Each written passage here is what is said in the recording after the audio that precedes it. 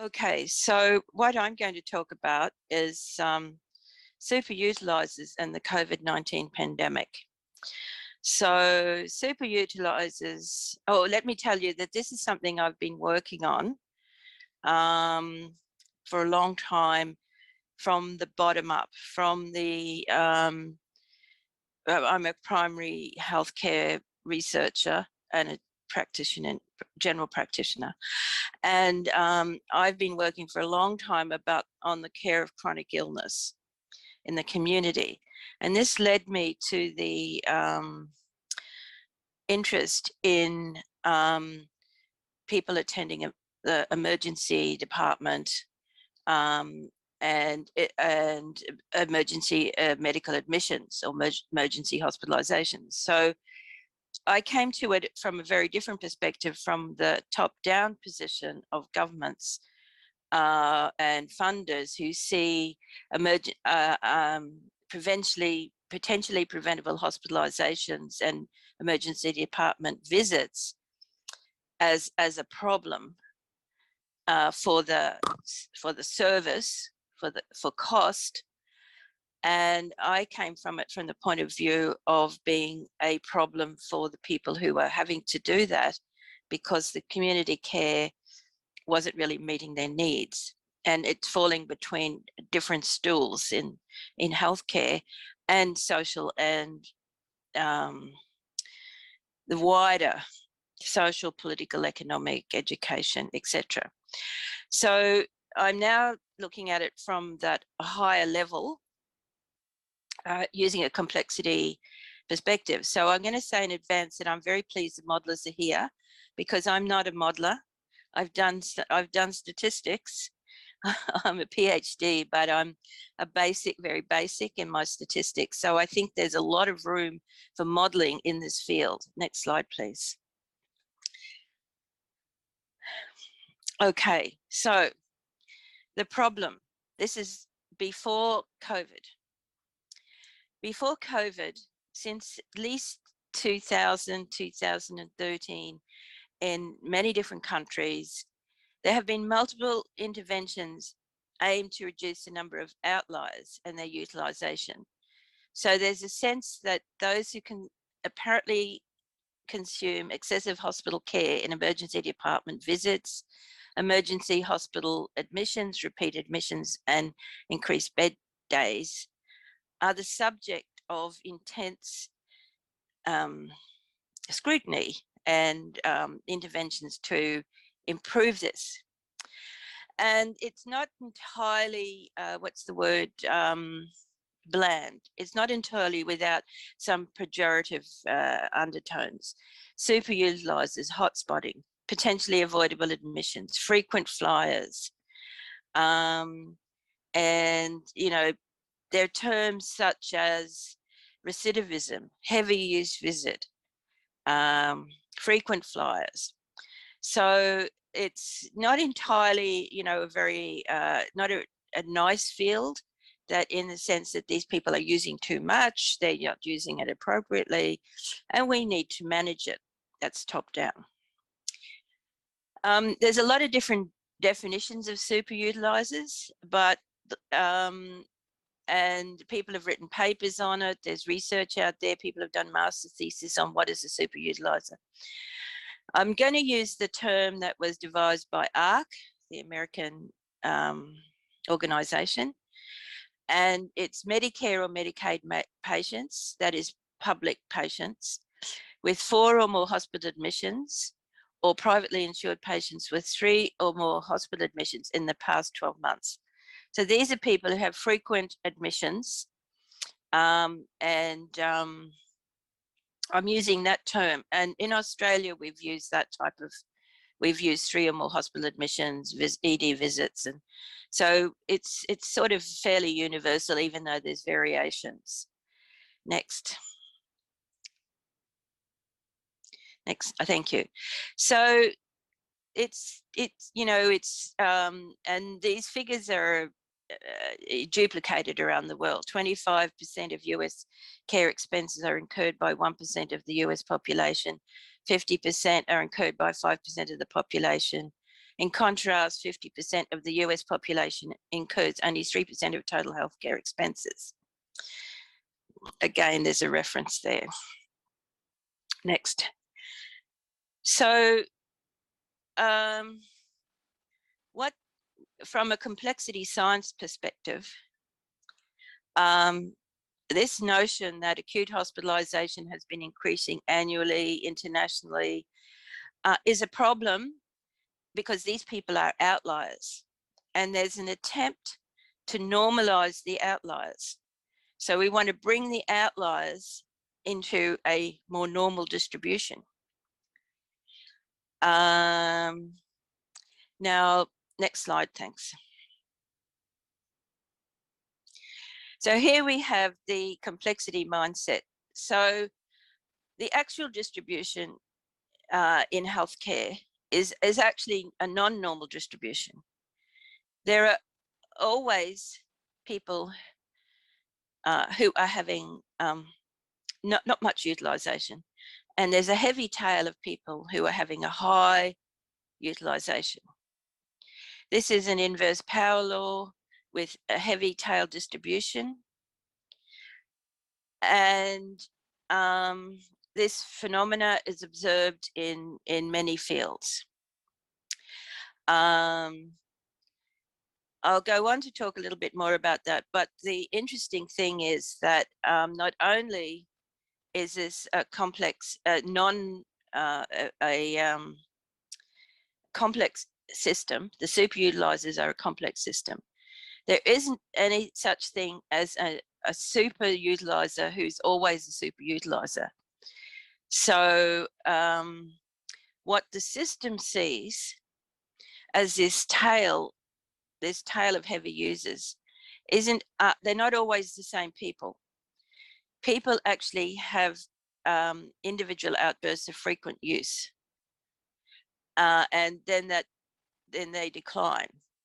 And but there are always new superutilizers. So this pattern is there consistently, but it's not always the same superutilizers. And this marks that this is a complex system. Next. Okay, so I actually found that a friend of ours from the early days of complexity has done this modeling in the UK. And he has demonstrated actually that this is, that Pareto is confirmed in superutilizer attendances. I won't go into too much detail, but he's looked at millions of contacts in an out-of-hours service in Scotland and an ED in New Zealand. And the number of contacts per individual in each data set was statistically indistinguishable from an inverse power law.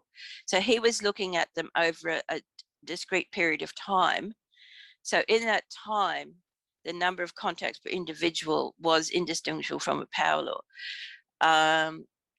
And then he also studied the distribution of contact bursts, also followed a heavy tail distribution, indicating the presence of correlated bursts of use. Study 3 identified data from 17 studies across 8 countries and found distributions similar to the study 1 in all of them. So the conclusions are that urgent healthcare use displays characteristic statistical features of large complex systems with Pareto distributions. Now, it wasn't 100%, it was, but it was the majority of, by far the majority met this criteria.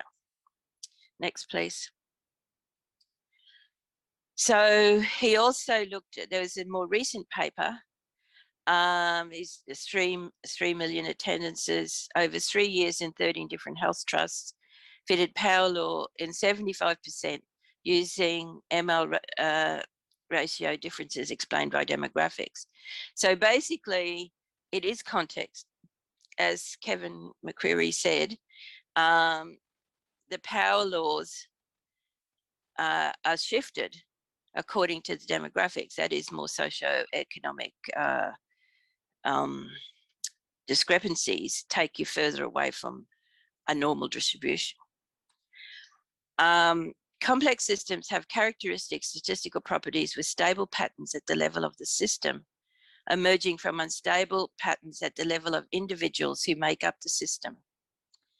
Frequent attendance could be understood as a feature of a complex system comprising patients, healthcare, and society. So as Arkham said earlier, it isn't just disease, it isn't just personal health and experience, it's also healthcare and it's also society. That is the complex system that creates this power law with outliers. Whatever system you're in, this is likely to happen. Next. Okay, so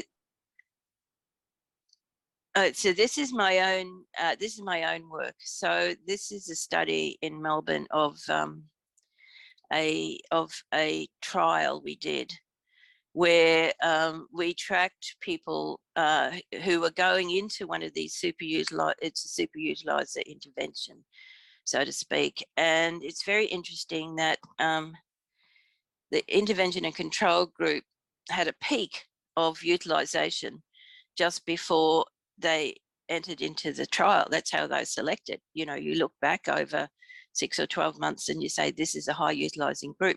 We predict these people are going to be high utilizers in the future. But in fact, you can see that both intervention and control groups actually regress to the mean. So superutilization occurs in bursts. And that's just another example of it. Next. Sorry, I haven't got to COVID yet. And again, this is in my work, the Australian cohort of superutilizers. It's roughly a 75-25% rule that we could actually analyze in 75% of the people who had an admission. This is in a cohort, met a sort of a medical model of medication issues, worsening health over 10 days.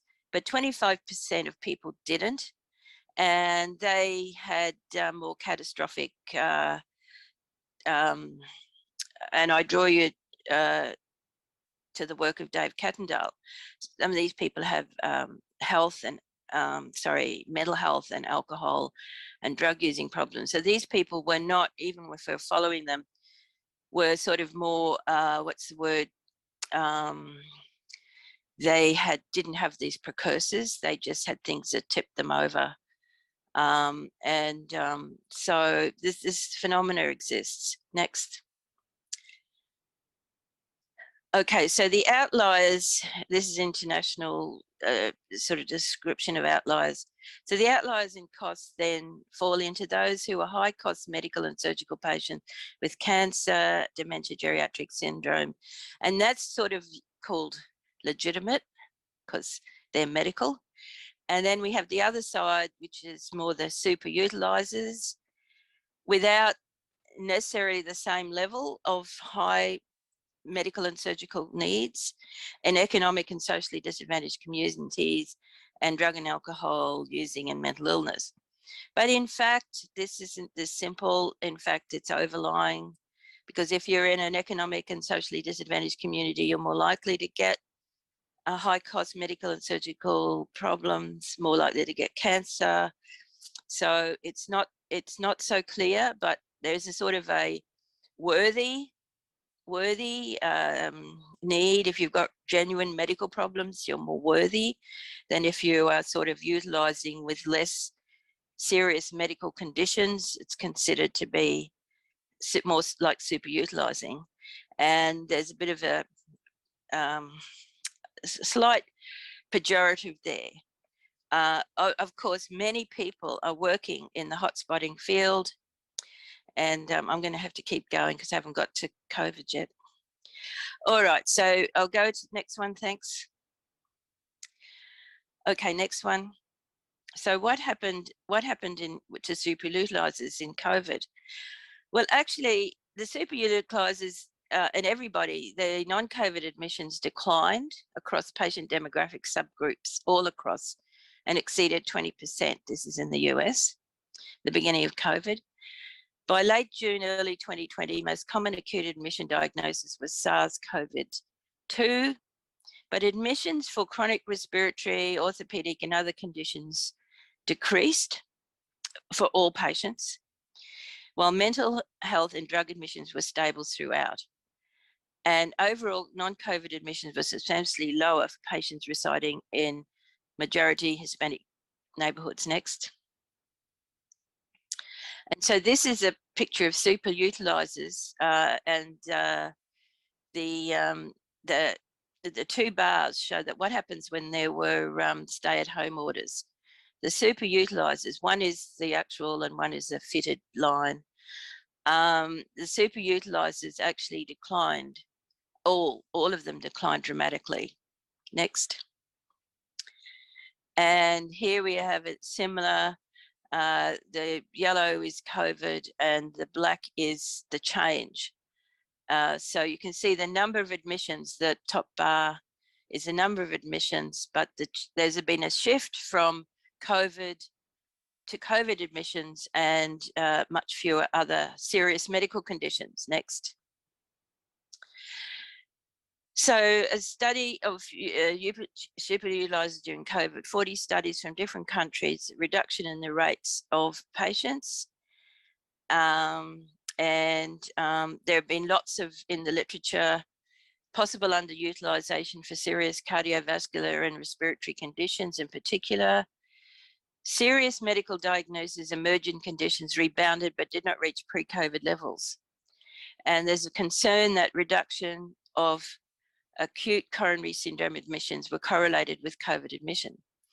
So mental health and drug disorders, superutilizers rates remain static. The only group that stayed the same throughout was mental health and drug disorder superutilizers. Next. So maladaption versus adaption.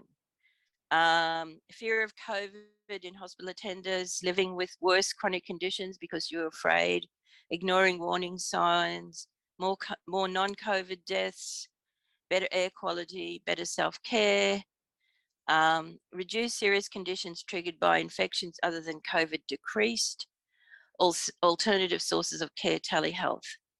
And the question is, were many emergency admissions unnecessary? Next. Okay, were people healthier at home? There are risks of acute medical hospitalization and ED visits. The biggest predictor of a repeat admission is a previous admission. One begets another.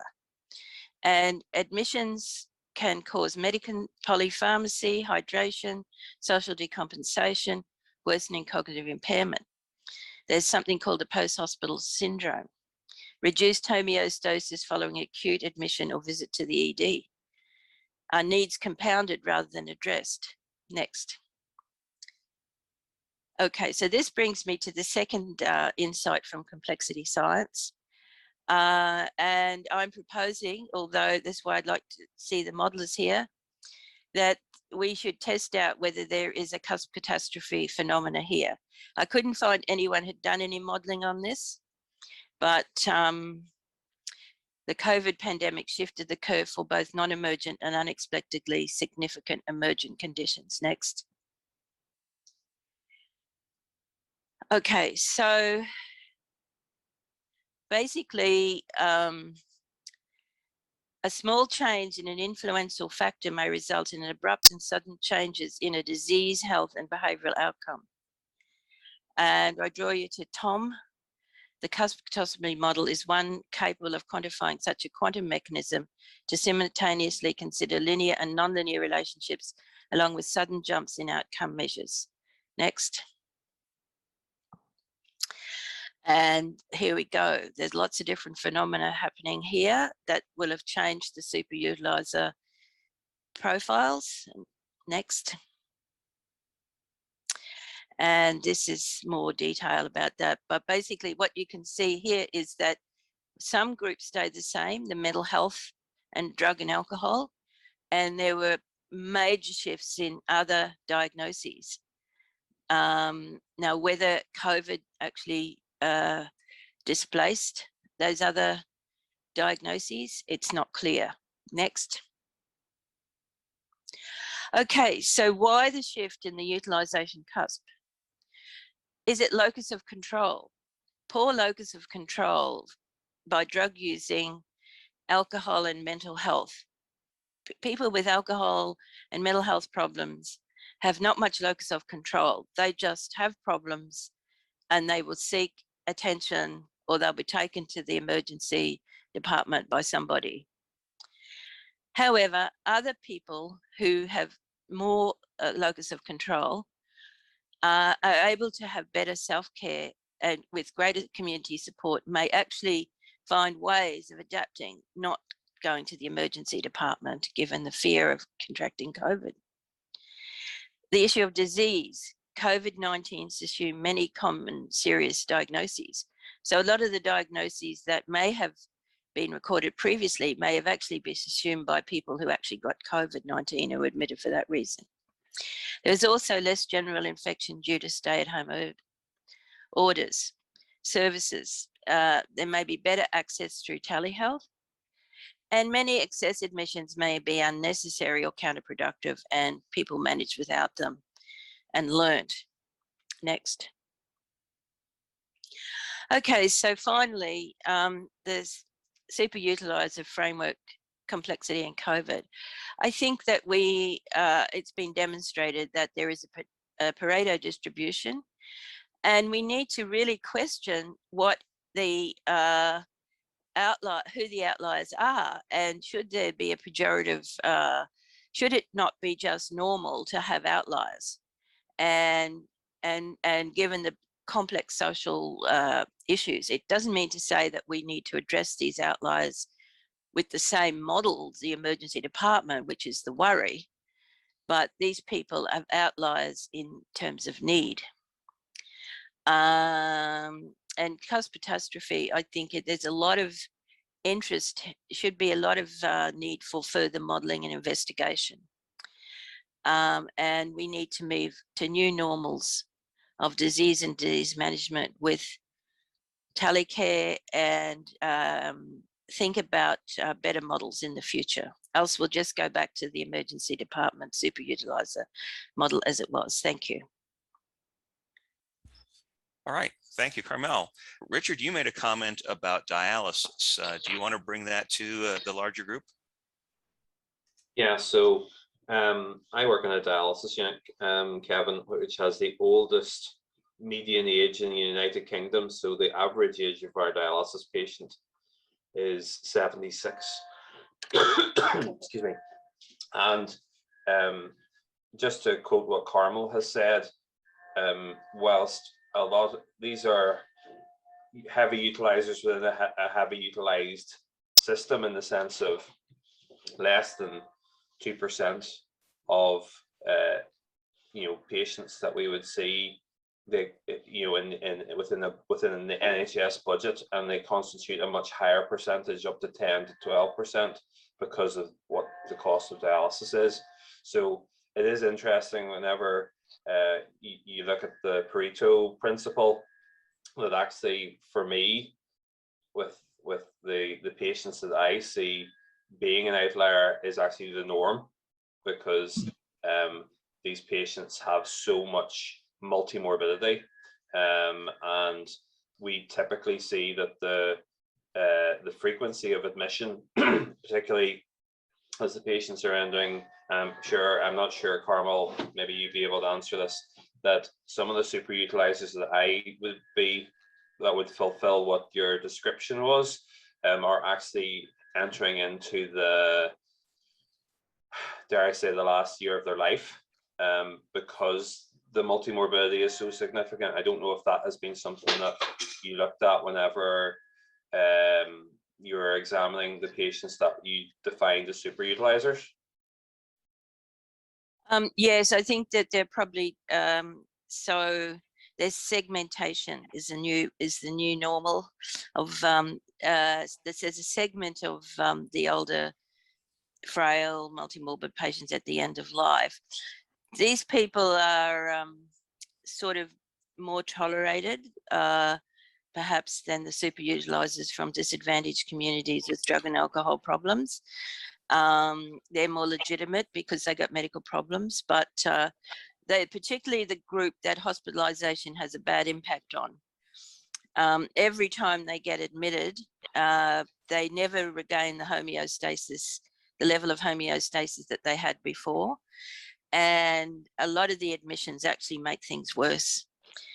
And they decompensate. So I'm not saying your renal unit does that, but if they go to a general medical ward, or even if they go to the emergency department, something has gone wrong and they tend to be worse off. So the whole idea would be manage them better in the community, for better quality of life for that group. I completely agree. Yeah. So I guess there's another point to make. All of these statistics depend on the population you look at. If you have a chronic disease that requires a particular medical approach, you are just within that cohort. What you probably find is that some of the people amongst your dialysis cohort will be superutilizers too. The question then arises, as Carmel pointed out, are there any identifiable reasons for it? Is it temporary? Is it going to be ongoing? So it can be a diagnostic as well as a therapeutic tool to identify these people and have a closer inquiry. Well, frailty is the phenomena. Frailty is a phenomena in that group at the end, towards the end of life, or multiple chronic conditions. So frailty, we don't have a diagnosis of frailty, and yet, you know, we're still on that diagnostic mindset where, you know, heart failure, lung disease, frailty is emerging. A lot of hospitals are now doing frailty index and, you know, having different management approaches. So I think there's some improvement in that area, but yeah. I think most of the superutilizers are better managed with better community care, and in a way, contrary to the view of the people in the emergency department, though, or the funders of emergency departments, their superutilization is an indication often of poor community care. So, you know, but there's a percentage, there's still the Pareto distribution, that there are people who will need to use the emergency department, and that is acceptable because that's what you'd expect in a complex population. Okay, time for a final question.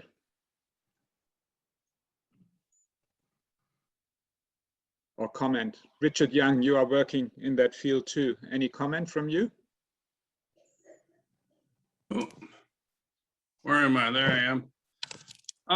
No, I love the blend of the math and the story. I think it reflects the complexity of what we're dealing with. And yeah, so just a little teaser. So for NatCrag, there's a forum we're going to have with the big data people, and I'll have the opportunity to tell a story of even a more bottom-up program that we had at my hospital to try to help superutilizers. So appreciate Carmel's comments about sort of watch out for the sociologic sort of implications of this. But at the same time, there's a lot of people with all the multi-morbid mental illness, poverty issues that do have difficult lives, and it really does take a special effort to translate things for health for them. And looking forward to further discussions about that. Okay, thank you very much. We'll have to close it, unfortunately.